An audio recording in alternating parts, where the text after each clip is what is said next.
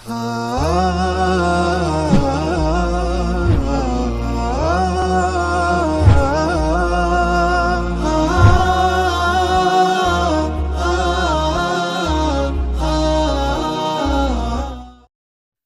اللہ الرحمن الرحیم۔ بحیرہ راہب گزشتہ سے پیوستہ۔ بعض روایات کے مطابق ان کی اسنادی حیثیت مشکوک ہے کہ جب آپ صلی اللہ علیہ وسلم کی عمر مبارک 12 سال اور ایک تفصیلی قول کے مطابق 12 برس 2 مہینے 10 دن کی ہو گئی تو ابو طالب آپ صلی اللہ علیہ وسلم کو ساتھ لے کر تجارت کے لیے ملک شام کے سفر پر نکلے۔ بصرہ پہنچے۔ بصرہ ملک شام کا ایک مقام اور حوران کا مرکزی شہر ہے۔ اس وقت یہ جزیرۃ العرب کے رومی مقبوضات کا دارالحکومت تھا۔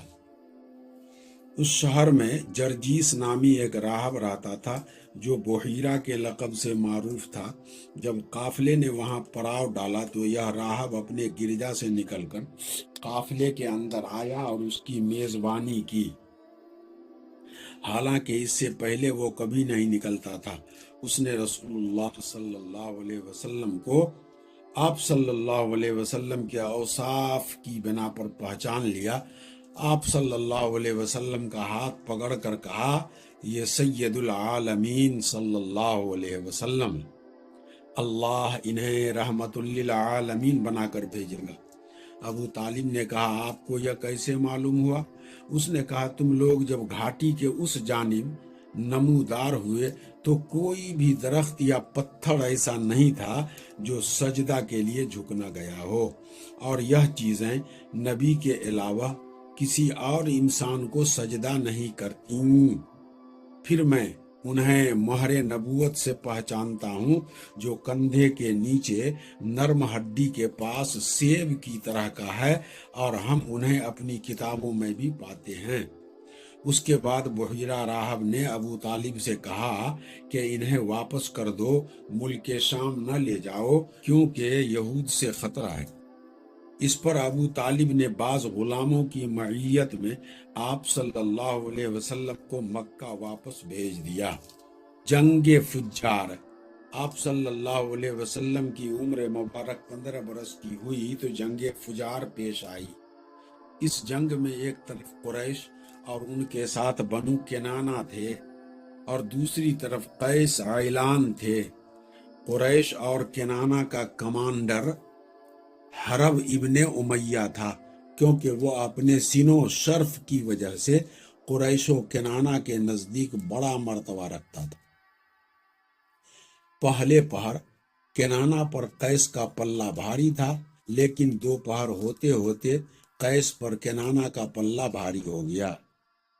اسے حرب فجار اس لیے کہتے ہیں کہ اس میں حرم اور حرام مہینے دونوں کی حرمت چاک کی گئی۔ اس جنگ میں رسول اللہ صلی اللہ علیہ وسلم بھی تشریف لے گئے تھے اور اپنے چچاؤں کو تیر پکڑایا کرتے تھے۔ حلف الفضول۔ اس جنگ کے بعد ایک حرمت والے مہینے ذی قعدہ میں حلف الفضول پیش آئی۔ چند قبائل قریش یعنی بنی ہاشم، بنی مطلب، بنی اسد ابن عبد العزیٰ، بنی زہرہ ابن کلاب اور بنی تیم ابن مرہ نے اس کا اہتمام کیا۔ یہ لوگ عبداللہ ابن جدعان تیمی کے مکان پر جمع ہوئے، کیونکہ وہ سن و شرف میں ممتاز تھا، اور آپس میں عہد و پیمان کیا کہ مکہ میں جو بھی مظلوم نظر آئے گا، خواہ مکے کا رہنے والا ہو یا کہیں اور کا، یہ سب اس کی مدد اور حمایت میں اٹھ کھڑے ہوں گے اور اس کا حق دلوا کے رہیں گے۔ اس اجتماع میں رسول اللہ صلی اللہ علیہ وسلم بنفس نفیس تشریف فرما تھے، اور بعد میں شرف رسالت سے مشرف ہونے کے بعد فرمایا کرتے تھے، میں عبداللہ ابن جدعان کے مکان پر ایسے معاہدے میں شریک تھا کہ مجھے اس کے عوض سرخ اونٹ بھی پسند نہیں، اور اگر دور اسلام میں اس عہد و پیمان کے لیے مجھے بلایا جاتا تو میں لبیک کرتا۔ اس معاہدے کی روح عصبیت کی تہ سے اٹھنے والی جاہلی حمیت کے منافی تھی۔ اس معاہدے کا سبب یہ بتایا جاتا ہے کہ زبید کا ایک آدمی سامان لے کر مکہ آیا، عاص ابن وائل نے اس سے سامان خریدا لیکن اس کا حق روک لیا۔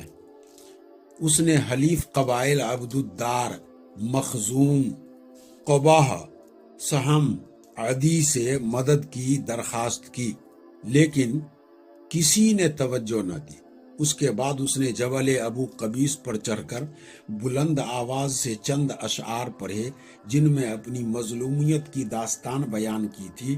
اس پر زبیر ابن عبد المطلب نے دور دھوپ کی اور کہا کہ یہ شخص بے یار و مددگار کیوں ہے؟ ان کی کوشش سے اوپر ذکر کیے گئے قبائل کے لوگ جمع ہو گئے، پہلے معاہدہ کیا، پھر عاص ابن وائل سے اس زبیدی کا حق دلا دیا۔ جفا کشی کی زندگی۔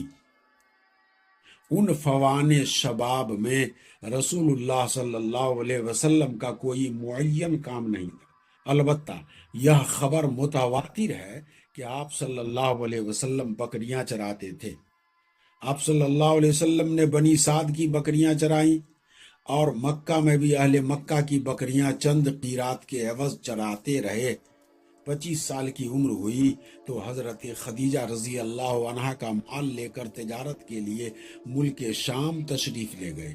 ابن اسحاق کا بیان ہے کہ خدیجہ بنت خویلد ایک معزز مالدار تاجر خاتون تھیں، لوگوں کو اپنا مال تجارت کے لیے دیتی تھیں اور مزاربت کے اصول پر ایک حصہ طے کر لیتی تھیں۔ اب پورا قبیلہ قریش ہی تاجر پیشہ تھا۔ جب انہیں رسول اللہ صلی اللہ علیہ وسلم کی راست گوئی، امانت اور مکارم اخلاق کا علم ہوا تو انہوں نے ایک پیغام کے ذریعے پیشکش کی کہ آپ صلی اللہ علیہ وسلم ان کا مال تجارت لے کر ان کے غلام میسرہ کے ساتھ ملک شام تشریف لے جائیں، وہ دوسرے تاجروں کو جو کچھ دیتی ہیں اس سے بہتر اجرت آپ کو دیں گی۔ آپ صلی اللہ علیہ وسلم نے یہ پیشکش قبول فرما لی اور ان کا مال لے کر ان کے غلام میسرہ کے ساتھ ملک شام تشریف لے گئے۔